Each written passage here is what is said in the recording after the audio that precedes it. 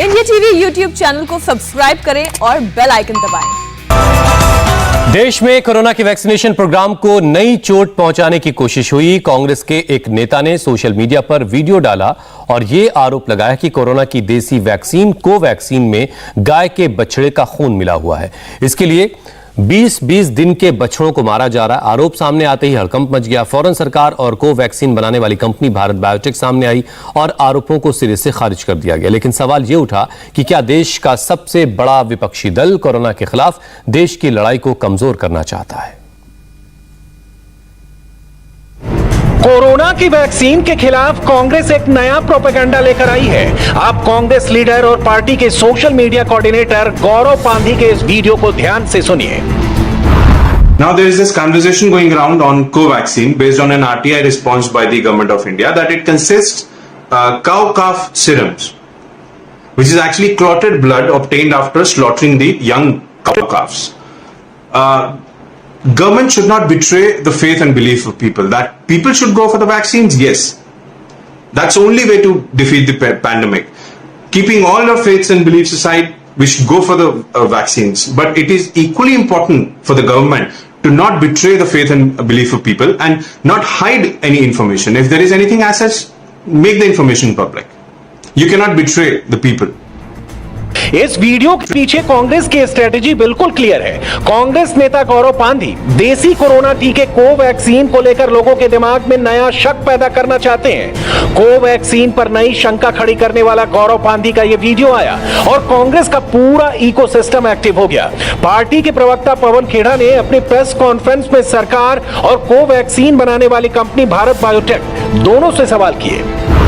RTI में जो तथ्य सामने आए हैं उसका उत्तर सरकार को और भारत बायोटेक को देना चाहिए, उसके बाद इस पर कोई चर्चा हो सकती है। आप पूरी क्रोनोलॉजी समझिए।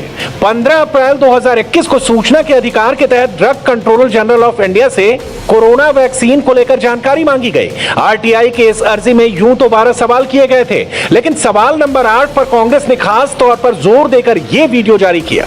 इस आरटीआई एप्लीकेशन के सवाल नंबर 8 में पूछा गया था कि क्या भारत सरकार द्वारा मान्यता प्राप्त भारत बायोटेक द्वारा बनाई जा रही कोवैक्सीन और सीरम इंस्टीट्यूट की कोरोना वैक्सीन को तैयार करने में गाय के गर्भ में पल रहे बछड़ों या नवजात बछड़ों का सीरम किसी तरह से इस्तेमाल होता है?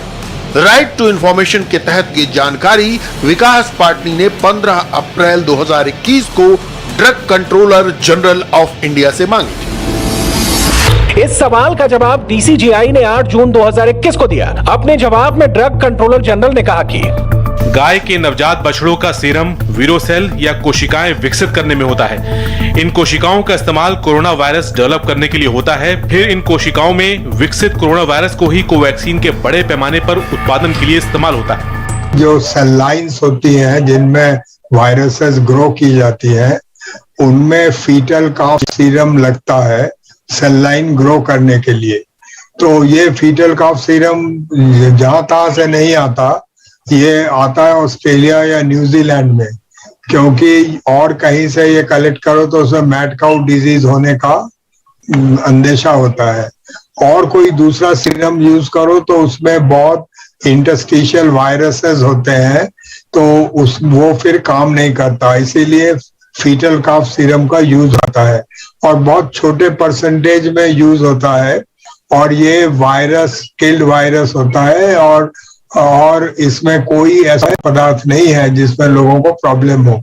और जितने सारे वैक्सीन्स हैं अभी तक यूज होते आए हैं, चाहे वो पोलियो वैक्सीन हो, रेबीज वैक्सीन हो, जो भी cell based cell line based rotavirus vaccine हो, उनमें हर एक में बहुत छोटा परसेंटेज 10 से 5% यूज होता है।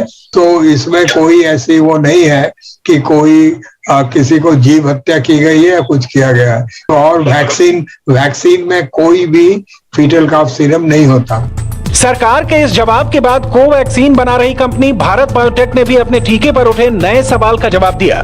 भारत बायोटेक ने अपनी सफाई में वही बात कही जो डीसीजीआई ने आरटीआई से मांगी जानकारी में दी थी।